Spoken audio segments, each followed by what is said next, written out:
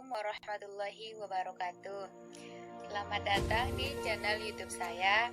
Nama Nur Hidayah, NIM 1914040061. Jurusan Tadris Matematika, Universitas Islam Negeri Imam Bonjol Padang. Video ini saya buat untuk memenuhi tugas ujian tengah semester dengan mata kuliah Strategi Pembelajaran Matematika yang diampu oleh Ibu Nita Putri Utami MPD. Mohon bantuannya ya. Jangan lupa like, comment, share, dan subscribe. Terima kasih.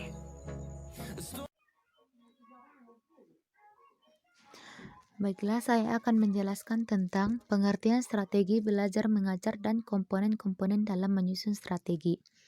1. Pengertian strategi belajar mengajar. Strategi belajar mengajar matematika adalah suatu kegiatan dalam belajar matematika yang harus dikerjakan pendidik dan peserta didik agar tujuan pembelajaran dapat dicapai secara efektif dan efisien. Jenis-jenis strategi belajar mengajar. 1. Strategi pengorganisasian pembelajaran. 2. Strategi penyampaian pembelajaran. 3. Strategi pengelolaan pembelajaran. Komponen-komponen dalam menyusun strategi pembelajaran. 1. Kegiatan pembelajaran pendahuluan. Kegiatan ini memiliki peranan penting dalam proses pembelajaran. Yang kedua, penyampaian informasi. Dalam kegiatan penyampaian informasi ini, pendidik akan menetapkan secara pasti informasi, prinsip-prinsip apa yang perlu disajikan kepada peserta didik. Yang ketiga, partisipasi peserta didik. Partisipasi peserta didik sangat penting dalam proses pembelajaran. Yang keempat, tes. Tes memiliki dua jenis yang biasa dilakukan pendidik, yaitu pretest dan post-tes. Yang kelima, kegiatan lanjutan. Kegiatan lanjutan adalah kegiatan untuk mengoptimalkan hasil belajar peserta didik. Baiklah, selanjutnya aplikasi teori belajar mengajar matematika bagi seorang guru atau pendidik adalah 1. Guru harus tahu bahwa siswa lebih minat belajar ketika mereka merasa berkebutuhan dan berkepentingan pada pelajaran tersebut. Maka, guru harus memastikan bahwa kegiatan belajar tersebut penting bagi siswa. Yang kedua, kesiapan merupakan prasyarat untuk belajar. Karena itu, guru disarankan untuk mempertimbangkan kemampuan mental atau kognitif peserta didik ketika merencanakan kurikulum atau isi instruksional. Yang ketiga, guru harus menyadari fakta bahwa siswa ingin mengulangi tindakan yang mereka terima sebagai hal positif.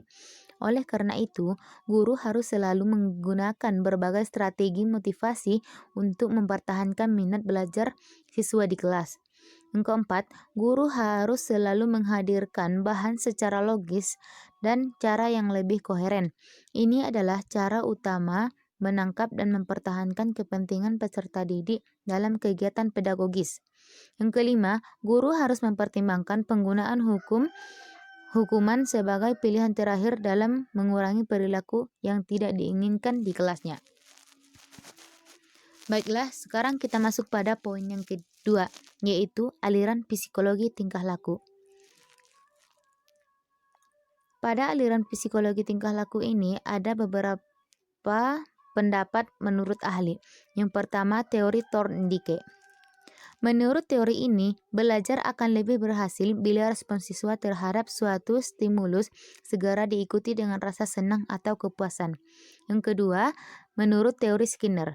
Dalam teori ini menyatakan bahwa ganjaran atau penguatan mempunyai peranan yang amat penting dalam proses belajar. Yang ketiga, teori Asusabel. Teori ini menyatakan bahwa belajar dikatakan bermakna bila informasi yang dipelajari peserta didik sesuai dengan aspal kognitif yang dimiliki peserta didik, sehingga peserta didik itu mampu mengaitkan informasi barunya dengan struktur kognitifnya. Yang keempat, menurut teori Gagne. Menurut Gagne, dalam belajar matematika ada dua objek yang dapat diperoleh siswa, yaitu objek langsung dan objek tak langsung. Menurut Gagne, belajar dapat dikelompokkan menjadi 8 tipe, yaitu belajar isyarat, stimulus respon, rangkaian gerak, rangkaian verbal, membedakan, pembentukan konsep, pembentukan aturan, dan pemecahan masalah. Yang kelima menurut teori Pavlov. Pavlov adalah seorang ilmuwan yang terkenal dengan percobaannya dengan teori belajar klasik. Dia menggunakan percobaannya menggunakan hewan dan manusia. Yang keenam teori Baruda. Baruda mengatakan bahwa belajar itu melalui meniru.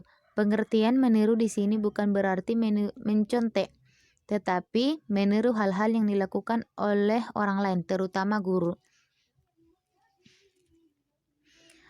Aplikasi seorang pendidik pada aliran psikologi tingkah laku ini adalah membentuk kepribadian pendidik dan prestasi belajar. Kepribadian pendidik membentuk pengaruh yang amat besar bagi sikap, karakter, maupun hidup belajar dari seorang peserta didik, sehingga seorang peserta didik sebelum mengajar maka ia perlu mengetahui kepribadiannya sendiri. Dan psikologi pendidikan sebagai sebuah disiplin ilmu yang mengkaji pengembangan semua potensi dan kecakapan yang dimiliki peserta didik dalam interaksi antar individu, dapat membantu pendidik untuk mempunyai pemahaman yang baik tentang diri, sehingga melalui pemahaman terhadap diri sendiri, seseorang dapat mengajar secara bijaksana. Baiklah, sekarang kita masuk pada poin yang ketiga, yaitu aliran psikologi kognitif. Yang pertama, teori Piaget. Jean Piaget menyebut bahwa struktur kognitif sebagai skemata, yaitu kumpulan dari skema-skema.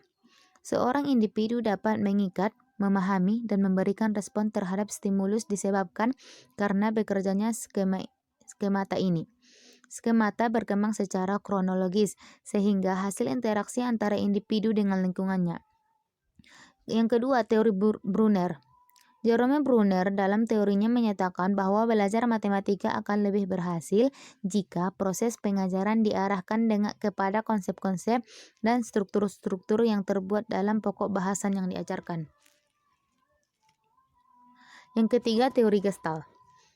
Teori ini memiliki pandangan bahwa belajar adalah objek atau peristiwa suatu akan dipandang sebagai suatu keseluruhan yang terorganisasi. Semua kegiatan belajar akan menggunakan hubungan-hubungan antara bagian terhadap keseluruhan. Yang keempat, teori Brownell. Brownell mengemukakan bahwa belajar matematika merupakan belajar bermakna dan belajar pengertian. Dia menegaskan bahwa belajar pada hakikatnya merupakan suatu proses yang bermakna. Yang kelima, teori Pan-Hiele. Pan-Hiele adalah teori belajar khusus dalam bidang geometri. Teori ini dikemukakan oleh Pan-Hiele.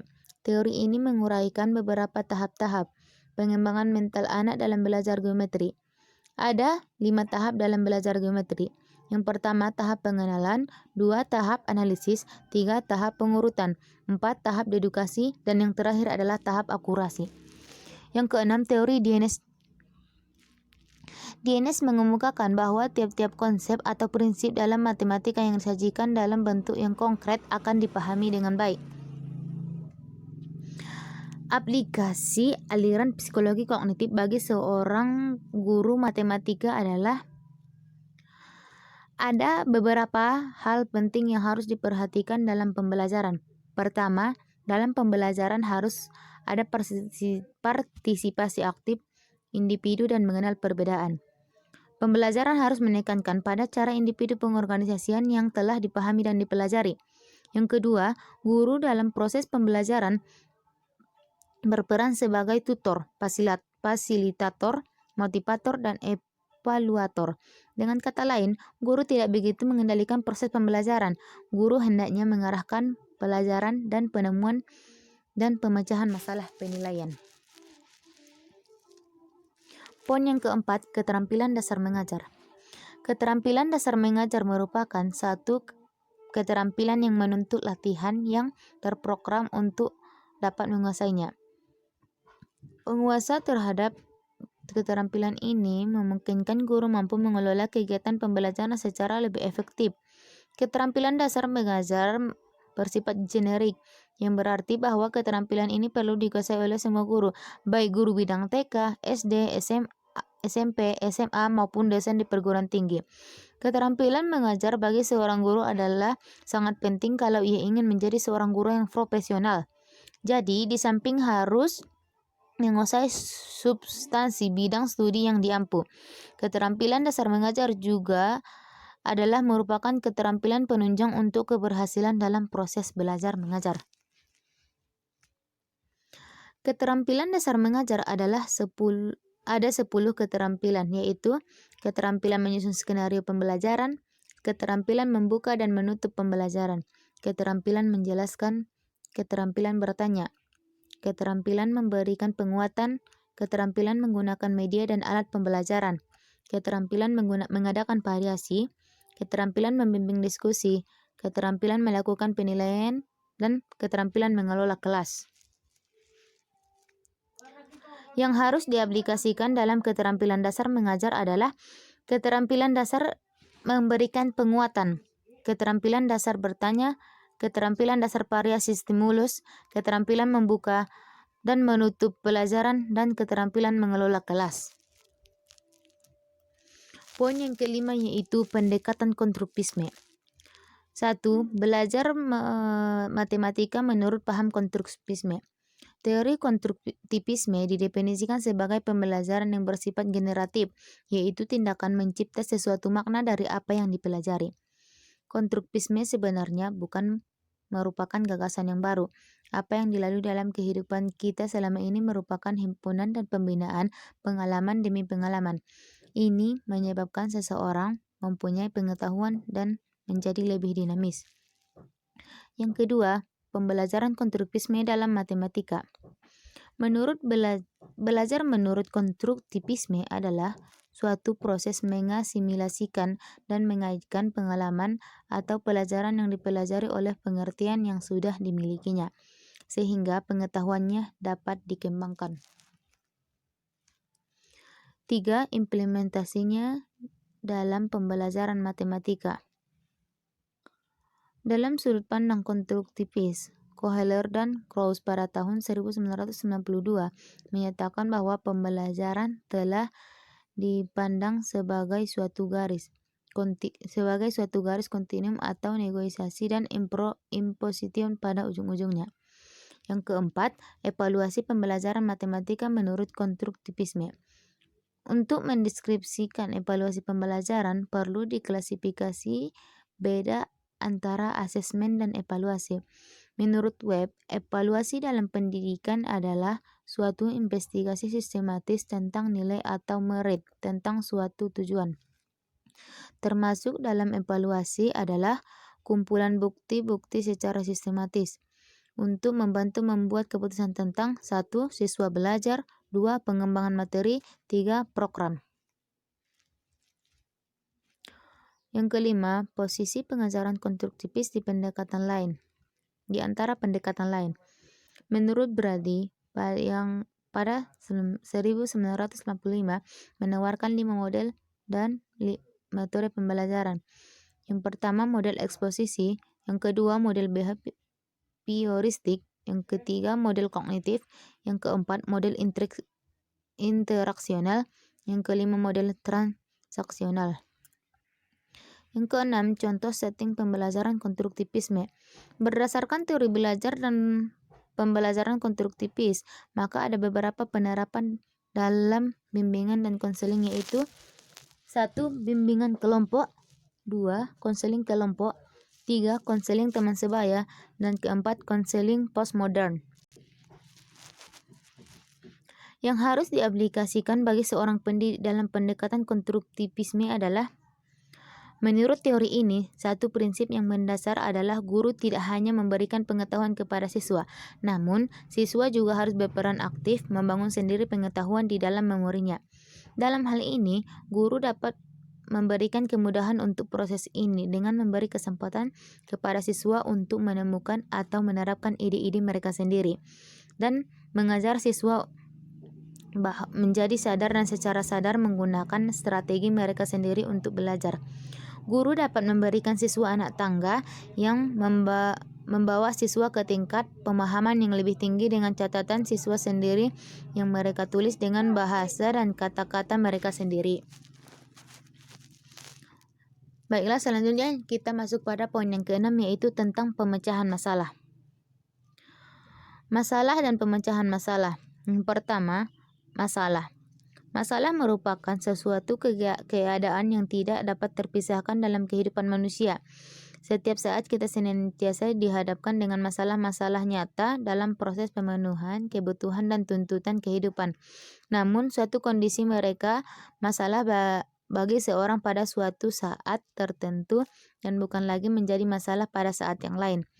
Demikian juga, suatu masalah merupakan masalah bagi seseorang, tetapi bukan menjadi masalah bagi orang lain. Ketika seseorang mampu memenuhi tuntutan atau kebutuhan pada suatu waktu, maka tuntutan atau kebutuhan itu bukan menjadi masalahnya. Begitu sebaliknya. Cara mengajarkan pemecahan masalah.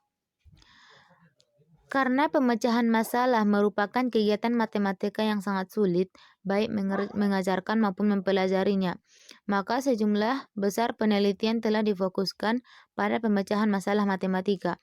Fokus penelitiannya antara lain mencakup karakteristik permasalahan, karakteristik dari siswa sukses atau siswa gagal dalam pemecahan masalah, pembelajaran strategi pemecahan masalah yang mungkin dapat membantu siswa menuju kelompok siswa sukses dalam pemecahan masalah. Secara metodologis, pemecahan masalah bisa sebagai pendekatan, bisa sebagai strategi atau metode pemecahan masalah. Sebagai metode belajar, merupakan cara atau perlakuan terhadap materi atau masalah sehingga terbangun interaksi siswa dengan masalah yang dipecahkan hingga diperoleh pemecahan. Yang ketiga, strategi pemecahan masalah matematika. Menurut Rice dan buku perkembangan pembelajaran matematika disebutkan beberapa macam strategi pemecahan masalah, yaitu 1. Beraksi, 2. Membuat gambar atau diagram, 3. Mencari pola, 4. Membuat tabel, 5. Menghitung semua kemungkinan secara sistema, yang ke-6. Menebak dan menguji, yang ke-7. Bekerja mundur, yang ke-8. Mengidentifikasi informasi yang diinginkan diberikan dan diperlukan, 9. Menulis kalimat terbuka, 10. Menyelesaikan masalah yang lebih sederhana atau serupa, yang ke-11. Mengubah pandangan. Yang keempat, pentingnya pemeriksaan hasil kembali atau looking back. Looking back merupakan tahap di mana siswa meninjau kembali apa yang telah dikerjakan dalam menyelesaikan suatu masalah. Salah satu cara terbaik untuk mempelajari pemecahan masalah dapat dilakukan setelah penyelesaian masalah selesai dilakukan. Memikirkan atau menelaah kembali langkah-langkah yang telah dilakukan dalam pemecahan masalah merupakan kegiatan yang sangat penting untuk meningkatkan kemampuan anak dalam pemecahan masalah.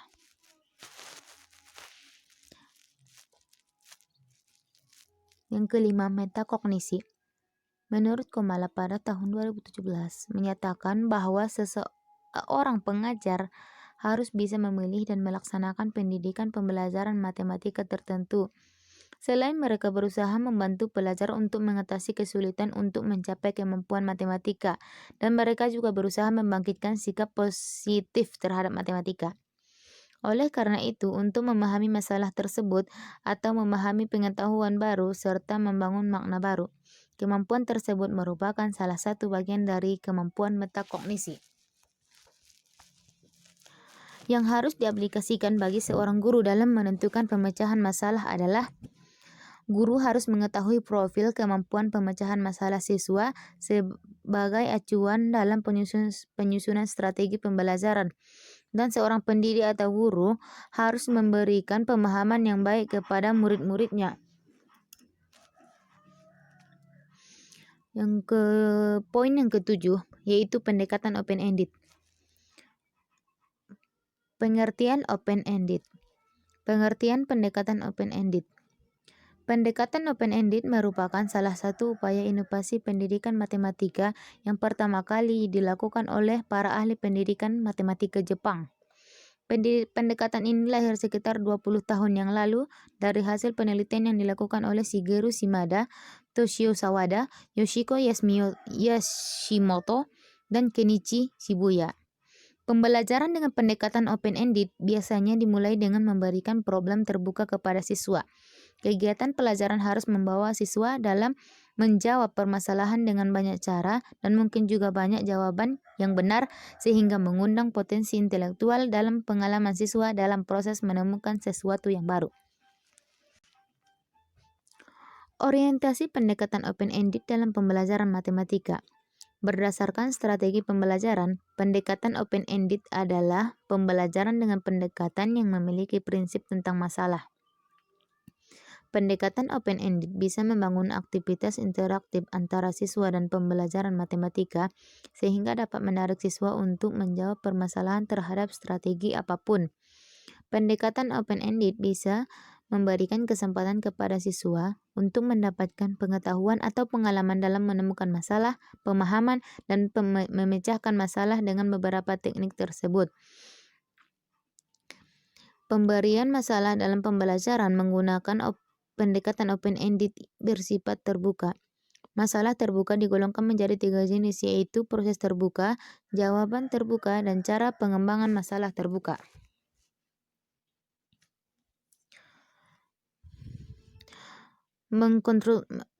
Mengkonstruksi problem. Yang ketiga, mengkonstruksi problem.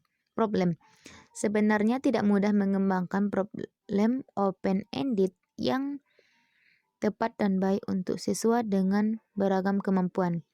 Melalui penelitian yang lama di Jepang, ditemukan beberapa hal yang dapat dijadikan acuan dalam mengkreasi problem tersebut. Yang keempat, mengembangkan rencana pembelajaran. Langkah penting lain yang harus dikembangkan guru dalam pembelajaran melalui pendekatan open-ended adalah menyusun rencana pembelajaran. Kelima, keunggulan dan kelemahan pendekatan open-ended. Ada beberapa keunggulan dari pendekatan ini, antara lain: yang pertama, peserta didik memiliki kesempatan untuk berpartisipasi secara lebih aktif serta memungkinkan untuk mengekspresikan idenya. Yang kedua, peserta didik memiliki kesempatan lebih banyak menerapkan pengetahuan serta keterampilan matematika secara komprehensif. Yang ketiga, peserta didik dari kelompok lemah sekalipun tetap memiliki kesempatan untuk mengekspresikan penyelesaian masalah yang diberikan dengan cara mereka sendiri. Yang keempat, peserta didik terdorong untuk membiasakan diri memberikan bukti atas jawaban yang mereka berikan. Yang kelima, peserta didik memiliki banyak pengalaman, baik melalui temuan mereka sendiri maupun dari temannya dalam menjawab permasalahan.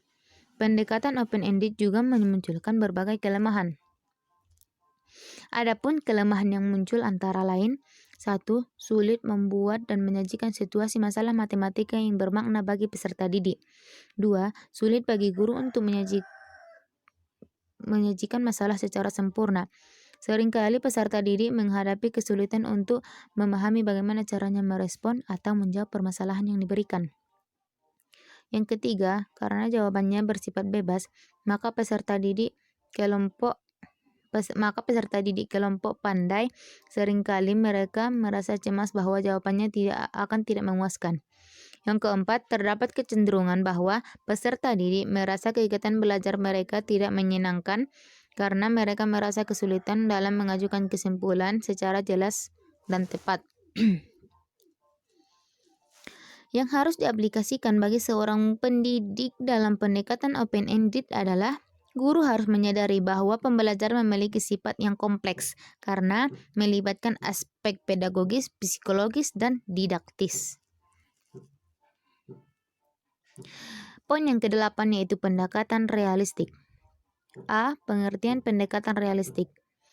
Pengertian pendekatan realistik yaitu pendidikan matematika realistik atau realistic mathematics education atau yang disingkat dengan RME. Diketahui sebagai pendekatan yang telah berhasil di Netherlands, adalah suatu hasil yang menjanjikan dari penelitian kuantitatif dan kualitatif yang telah ditunjukkan bahwa siswa yang memperoleh pembelajaran dengan pendekatan RME atau Realistic Mathematics Education mempunyai skor yang lebih tinggi dibandingkan dengan siswa yang memperoleh pembelajaran dengan pendekatan tradisional dalam hal keterampilan berhitung, lebih khusus lagi dalam aplikasi. Yang B, prinsip-prinsip pendekatan realistik. 1. Pembelajaran berpusat pada siswa. 2. Pembelajaran membentuk student self-concept.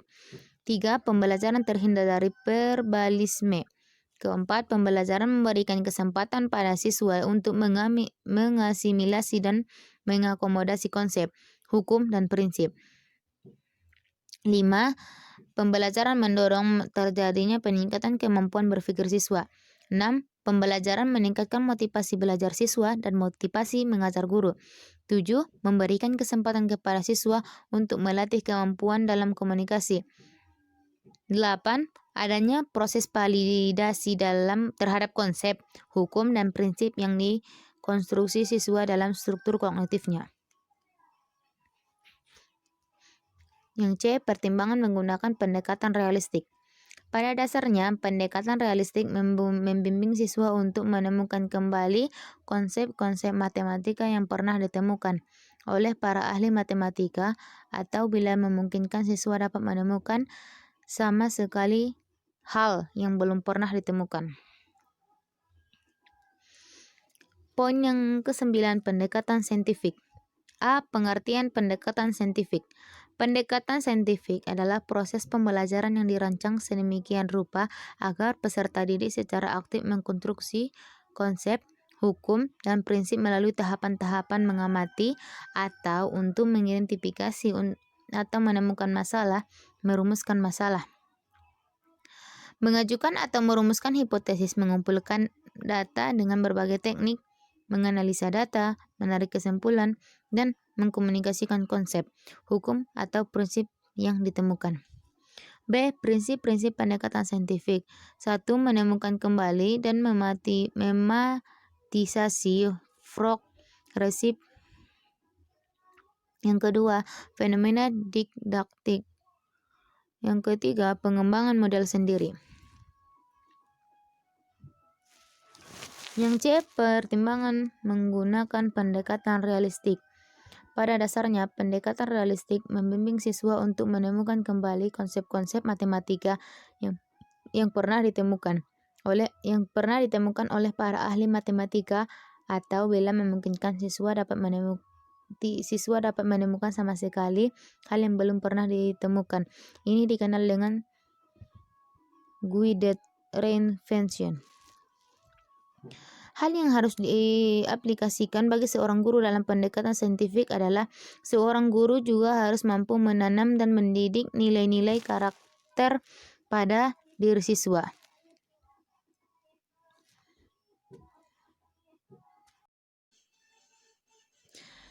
Nah, selesai. Itulah sedikit penjelasan saya tentang mata kuliah strategi pembelajaran matematika. Terima kasih. Assalamualaikum warahmatullahi wabarakatuh.